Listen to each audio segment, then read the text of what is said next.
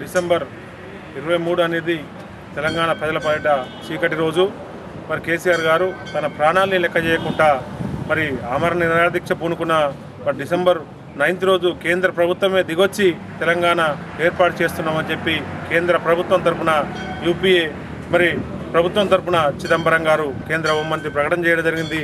చేసిన ప్రకటనను మరి ఇచ్చిన హామీల్ని నిలుపుకోలేని సీమాంధ్ర పార్టీలు మరి ప్రకటనకు ముందు 7వ తారీఖు రోజు అఖిలపక్షం పెట్టిన రోజు మరి పార్టీకి తీర్మానం పెడితే గవర్నమెంట్ తీర్మానం పెడితే ఖచ్చితంగా మేము సపోర్ట్ చేస్తామని చెప్పిన పార్టీలు మరి 9వ తారీఖు ప్రకటన రాగానే తెల్లవారేసరికి చీకటి ఒప్పందాలు చేసుకొని మరి అప్పటికప్పుడే రంగులు మార్చిన ఊసరవెల్లి లెక్క మార్చిన పార్టీలు మరి యూటర్న్ తీసుకొని తెలంగాణను అడ్డుకుంటానికి తెల్లారేసరికి రాజీనామాల పర్వం చేసి మరి ప్రకటనను అడ్డుకొని డిసెంబర్ 23 ప్రకటనకు కారణమైన ఇదే సీమాంధ్ర పార్టీలు ఈరోజు తెలంగాణకు మేము అడ్డు కాదు నిలువు కాదని చెప్పి తెలంగాణకు మేము అనుకూలమని చెప్పి తెలంగాణ ప్రజల్ని ఇప్పటి వరకు కూడా ఇంకా ఈ రోజు వరకు మోసం చేస్తానికి ప్రయత్నం చేస్తున్నాయి. తెలంగాణ ప్రజలు తస్మాత్ జాగ్రత్త మరి మీరు గమనించాల్సిన అవసరం ఉంది. మరి ఈ సీమాంధ్ర పార్టీల వెంట ఈ పార్టీలు మనవి కాదు, ఈ నాయకులు మనవి కాదు, వీళ్ళ వెంట నడవాల్సిన అవసరం లేదు.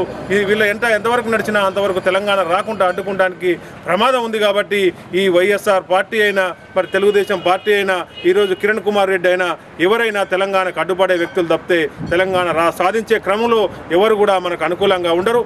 ఆ రోజు మరి డిసెంబర్ 23 రోజు పార్టీలన్నీ యూటర్న్ తీసుకున్నాయి. కొన్ని పార్టీలు వైఖరి చెప్పలేదని చెప్పి కేంద్ర హోంమంత్రి మరి గత 3 సంవత్సరాల కింద చెప్తే ఇప్పటి వరకు కూడా ఏ పార్టీ స్పష్టమైన వైఖరి చెప్పకుండా తెలంగాణకు అనుకూలమని చెప్పకుండా మరి తెలంగాణకు వ్యతిరేకమని చెప్పకుండా తెలంగాణ ప్రజల్ని కన్ఫ్యూజన్ క్రియేట్ చేస్తూ మరి 900 మంది ప్రాణాలు పోవడానికి కారణమైన ఈ 3 పార్టీలని తెలంగాణలో మరి నిషేధించాల్సిన అవసరం ఉంది. మరి ఈ పార్టీలో చేరడానికి ముందు పోతున్న యువకులు కానీ కొంతమంది నాయకులు కానీ ఆలోచించుకోవాల్సిన అవసరం ఉంది.